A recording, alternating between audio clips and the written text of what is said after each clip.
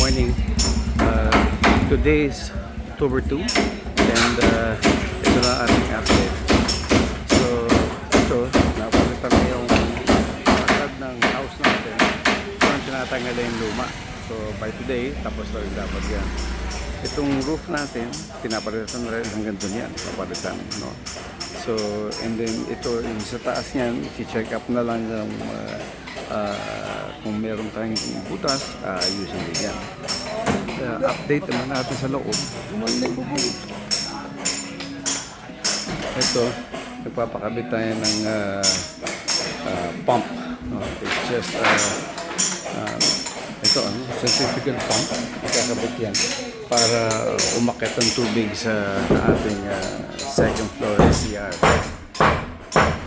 Kasi without this pump, hindi aabot sa ating water shower, ang ating CR, ang ating water. So ito na yung kanyang magiging final color. Tapos ang final color dito is ito, yung kulay ng taas. So this color is the same as this. Yung ating CR, sa kitchen sa likod, inaayos na rin. Tanggal na itong mga tiles na yan. So, palit lahat. Okay. Dito naman, okay na. Side dito. Okay na yung plumbing. Pero ito, ayusin pa ito. Okay. Ground floor CR, ayusin din yan. Yung ating drainage, ayusin din yan. Palit lahat yung mga tubo na yan, ilulubog yan. Ito yung case para sa piece of water para dito sa ground floor. Okay. So ito, naka-prepare na ang bagong paglalagyan ng ating plumbing para sa piece of water system.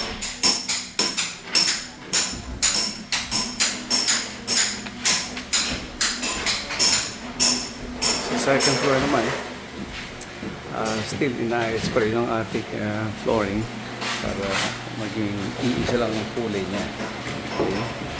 So, yan ang using pa yan. Para sa door 3. Door 4, inaayos na yung para sa aircon. Sinisila natin sa ating aircon. Ito yung sa piece of water naka-install na para dito sa restroom sa restroom. Meron tayong pintuan dito.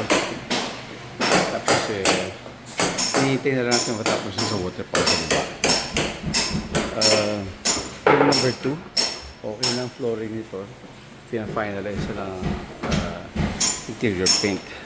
So dito, still the same. Iba pa ang ginagawa ng ating mga tao. So yung update naman para makita ko yung ginagawa naman sa labas sa ating ibang crew.